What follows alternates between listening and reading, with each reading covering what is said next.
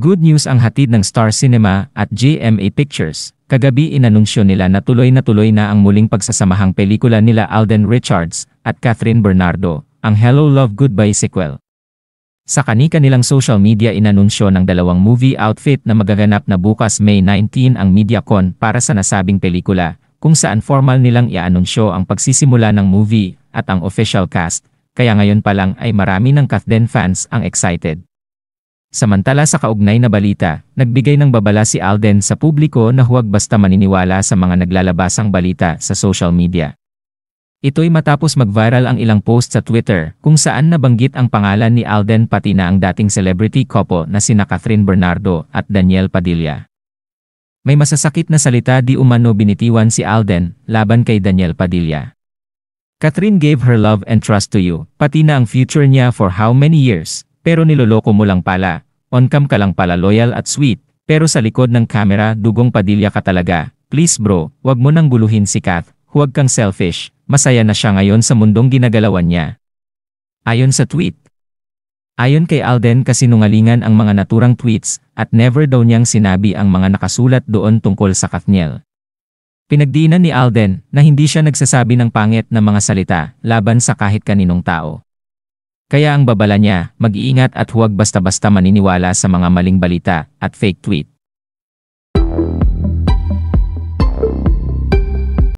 Tanggap naman po ni Alden Richards na ang kanyang katayuan ngayon ay talagang hindi mababalanse kahit ano gawin niya. Merong may gusto sa kanya, merong may ayaw, pero ang kanya pong paalala at talagang pinaghahanda po tayo ay yung wag maniniwala sa fake news. Di ba naman, Romel Chica? Ay, oo. Ito ay isang magandang hakbang ni Alden na maganda. Talagang tutuldukan niya talaga ang pangit na kumakalat nang nalaman niya agad-agad. Talagang nagbabala na siya sa publiko na kilalanin nyo ang mga nagpo-post na yan. Kailangan legit at kailangan yung mismong artista nagpo-post. Hindi mga kung anik-anik kung sino-sino nagpo-post na napapasama yung artistang concern. Totoo yan.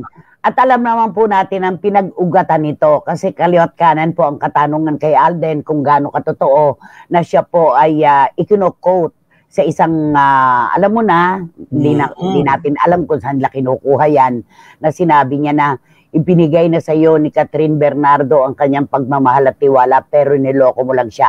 Ang maganda kay Alden, hindi niya binanggit ang pangalan ni Daniel Padilla.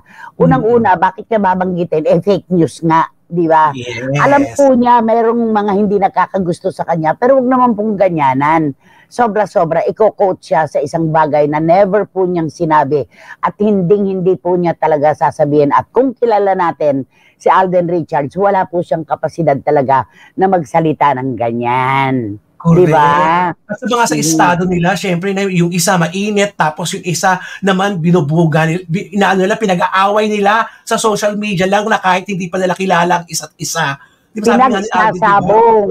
Oo. Grabe. Sobrang pagsasabong. Kung hindi nyo po gusto si Alden, tumahimik na lang kayo. Kung meron kayong idolo na ipinagtatanggol, ipagtanggol nyo nang hindi nyo ginagamit si Alden Richards sa inyong pagdedepensa. Ganun lang naman yon. Hindi po tama yon. Yung iko-quote si Alden ng isang bagay na never niyang ginawa at hindi niya naman talaga dapat gawin at hindi niya gagawin. Pero ayan, nagsasuffer siya. Meron pa rin po kasing mga kababayan tayo na alam na nilang fake news yan. Pero click pa rin sila ng click. Sabi nga ni Juris, Dr. Channel, si Juris po ay ehekutibo sa Google USA, pero nagkakaroon pa rin po siya ng panahon para magkaroon ng partisipasyon sa ating mga tinatalakay na paksa. Ang kanyang sabi, tama po yan. Talagang dapat mo nang mag-fact check dahil sabi nga ni Alden, talamak ang fake news sa social media. Yung iba naman kasi, kahit halatang fake news na, patuloy pa rin sa pagko-comment at hindi malang sinisikap na beripikahin kung totoo ba yon o hindi. Yun nga po kulang na kulang po tayo sa pag-analisa kung kaya ba sabihin ito ng artista at kung talagang may lakas ng loob ba siyang mamintas ng kanyang kapwa-artista. Never yan papasukin ni Alden, lalo pa tungkol kay Daniel Padilla. Hindi mo siya mariringgan kahit nga kanino, hindi kay Daniel pa ba? syempre magkakaroon ng comparison yan dahil pumapasok ngayon ang kanyang pangalan kay Catherine Bernardo. Correct. Ayaw niyang mapagbintangan na user at hindi naman talaga siya user, di ba? At sabi ni Boyce Caragay, mag-fact check muna. Yan ang parating sinasabi ni Alden. Tama, Papa Alden, kasi kilala ka namin na wala kang masamang tinapay sa kapwa mo. Sakto. Totoo. Never. Hindi na gagawin yan talaga. Hindi po natin siya maaasahan na magsalita ng masakit para sa kanyang kapwa, lalo na po sa mga kasamahan niyang artista. Itong batang ito ay nabuhay, nagtagumpay, nang hindi talaga nakikialam sa ibang tao.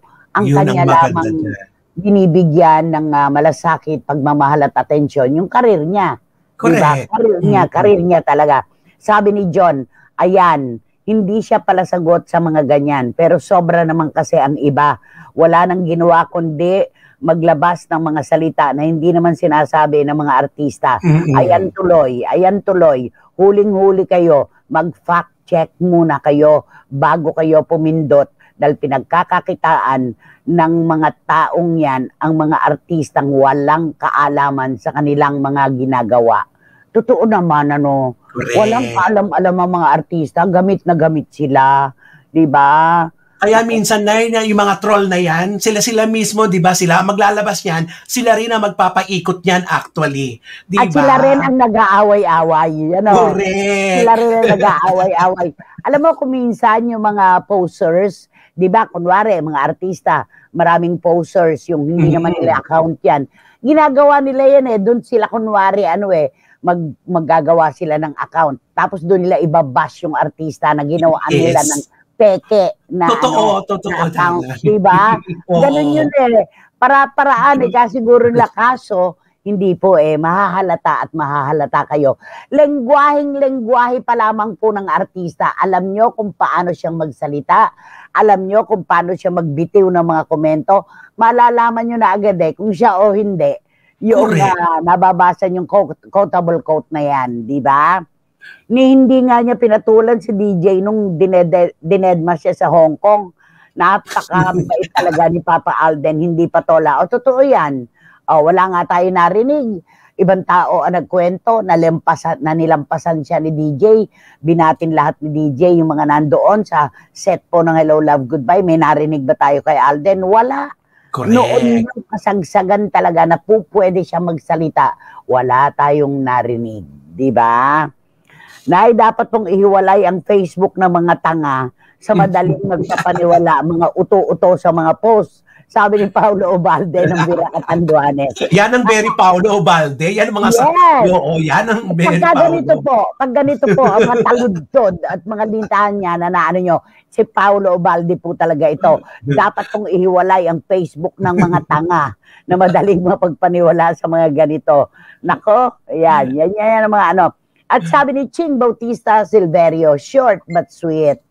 Alden is such a good person to bash other people. Edukado at disente siya. Totoo naman yun Alam mo, sa bawat kilos at salita ng bawat tao, ang i-question agad, breeding. Di ba? Pag-uugat po yan sa kung paano siya lumaki at pinalaki ng kanyang mga magulang at kung anong natutunan niya sa buhay.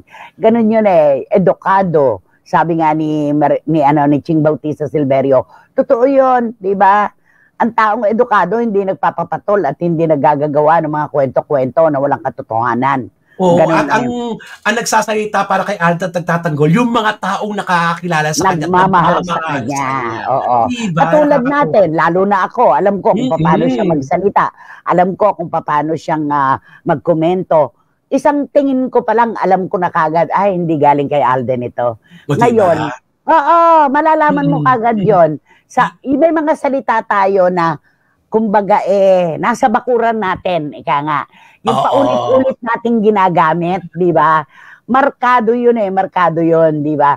Pero kapag bago sa panlasa ang nababasa natin at naririnig, iba to. Peke ito. Yung mga typical na kapag gabi na at aircon na lang at tunog ng aircon na lang yung maririnig, sino may isip mo? Diba? Mga ganyan, diba? We forgive. But we remember names. Yan, yung mga ganon. ganyan. Pero pag binago po yun, ay, hindi na ako Hindi yun. sa kanila. Di ba? Oo. Ayan. Naku, sabi nga ni John, no to fake news. No to fake news peddlers. Hindi pwedeng gamitin si Alden sa ganyan. Kilala natin siya. Edukado at disente. Yun lang yon. Okay. Eto pa, isa pang fake news. Pero bago ang lahat, Tita Nene, ulanday muna.